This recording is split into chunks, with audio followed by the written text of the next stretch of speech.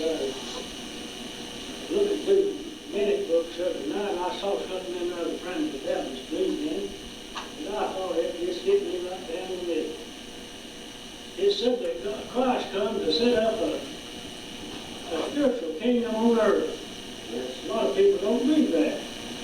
That when he come, they was looking for an earthly kingdom, and still people are carnal-minded enough to look for an earthly kingdom. I mean, I'll talk to people of different religions and all, but it said in there that he set up a spiritual kingdom on earth, and we could reign as kings and priests in that kingdom while we live it. Yeah. We could be reigning with him while we live. I like to think of that. I dug deep about that a long time ago when he put me down at the foot of the cross and saved my soul. I resisted the Lord for a lot of years. Like Jonah, running from the Lord. I think there's some songs, something like that. But I really felt like that I did, be like Jonah. I resisted. I've got a pretty long history of walking with the Lord, not in his will, but walking with him even when I wasn't in his will. I realized it was close by, and I feared God. The Bible teaches us if we fear God, He'll lengthen our days. I can show you in the Bible. Well, He'll lengthen your days by fearing Him. It's good to know Him. Talking about that imagination, I was thinking about man's imagination. I read something I just a while ago about man's imagination. Got evil, and God gave him over to a reprobate mind. If He gives you over to a reprobate mind, and they worship the creature more than the Creator, and they made themselves gods of all kinds of images, besides the God of love. It's just human nature, I guess, for the carnal mind to want to set him up a God, and the carnal mind's the enemy to God. He's the enemy to God. Yeah. He will never know God. Like that fellow I talked to the other day, he was just carnal. And one place when Paul wrote, he said, no wonder there's divisions and envies and all among you because you're carnal. But if you're spiritual, and spiritual in Christ, there won't be no divisions, there won't be no argument, which is the way, because there ain't but one way. That's in Jesus, the Spirit of Jesus. If we could just recognize when we err from the truth, that's the main thing. If we can just recognize that small still voice and know when we're in the will of Christ, we won't go very far wrong. We enjoyed the service so far, the same. Glad you got this number here with us today. I know every one of you.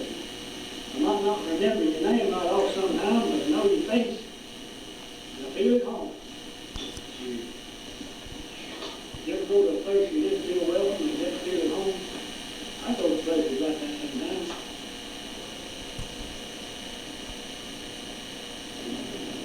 I must tell Jesus all of my trials. I cannot carry burdens alone. In my distress, He will help me. He ever loves and cares for His own.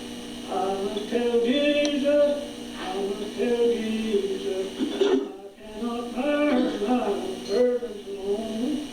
I must tell Jesus, I must tell Jesus, Jesus can help me, Jesus alone. I must tell Jesus all of my troubles. He's a kind, compassionate friend. If I but ask Him, He will deliver. Make of my troubles quickly an end. I must tell Jesus, I must tell Jesus, I cannot bear these burdens alone. Tempted and tried, I need a great Savior, one who can help my burdens to bear. I must tell Jesus, I must tell Jesus, He all my cares and sorrows will share. I must tell Jesus, I must tell Jesus, I cannot bear my burdens alone. I must tell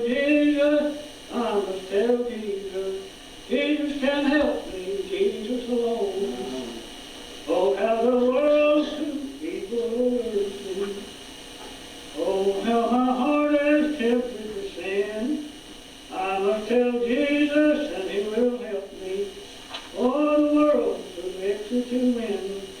I must tell Jesus, I must tell Jesus, I cannot bear my burdens alone. I must tell Jesus, I must tell Jesus, Jesus can help me, Jesus alone. You know, we've got a certain amount of pride, and I guess it has to be so, and it's beneficial if used in the right way. I mean, God gives us a desire to, to proclaim Him and to get a satisfaction out of that. I thought about one of the trying to sing there, Miss Ethel Williams down in Sloan Town, called my wife, wanted her to come to church down there. Said, Burley could sing. Said, if you don't believe it, you come see. That made me feel good, but I know I can't glory in any talent that I had. I wouldn't want to. I would feel condemned if I thought, it's good to think you can, but then try. And Dad said one time, someone told him, after he sung about 40 years, he said, Mitchell said, you can't sing. Well, he said, I've been singing for 40 years. He didn't care what man thought about it. But he got a satisfaction out of singing anyhow. And that's the way of me. Of course, I'd like to be pleasant to the ear of people and all that, so they would listen to the words of it. But as far as glory in my talent of singing or anything else, I cannot glory, but in the Lord. The Lord bless the Lord. Yeah. But I did feel good. She called my wife, tried to get her to go to church. Said he can sing. If you don't believe it, you come sing. Dad, I know Dad, he got a great joy out of that when he first heard me trying to sing in church. And you see, he made me go to church when I was a little boy. I tell that fellow up the other day, said, you mean he go somewhere? You mean he made you go to church like that was something awful, Well, back then I didn't want to go. I rebelled, like I said, about Jonah. I've got a scar right here that I cut one night because I didn't want to go to church. I didn't do it deliberately, but I call it stuffed up. I was on the porch. Dad was making me go to church. They was having a Bible. And I had a sharp knife, and I was punching it in a post there. And it closed up on my knuckle right there. That scar's still there. It reminds me that he wanted me to go to church. So I didn't have to go that night, but I've got a scar that's lasted these 50 or 60 something old. 70 years, almost, I guess, or 68 or something. That scar reminded me, no matter where I'm at, why I had that scar. Well, I didn't have to go to church that night, but my mother, she had homemade remedies for everything, like old moms had. And she told me to get some warm, salty water and wash that out. I bet she said put salt in it. And I washed it out, and I was curious about that. I could see that bone working when I get that blood off. Next while I looked down the road, and I told Mommy, I said, it's getting dark awful quick. It just started, the darkness coming up the road, and I passed out dead in the hammer. I just fainted away, Now, a mother's love won't never be forgotten either. You may forget the whipping your daddy give you, but a mother's love will endure forever. My mother loved me when I was transgressing even the moral laws of nature and everything else. My mother still loved me. And I wanted to keep all of my evil from her. I didn't want to hurt her heart. I didn't want to trouble her. You don't want trouble, love. It'll last forever. A mother's love. And Jesus' love is much greater. And that is great. I know there's maybe some mothers that don't have the love. I think my mother had more love than anybody. I guess we think of her mother like that. She had 10 children. If she made an I-O difference between either one of us, I don't know that. She would have died for either one of us. She would give her last meal she had for either one of us. She went hungry.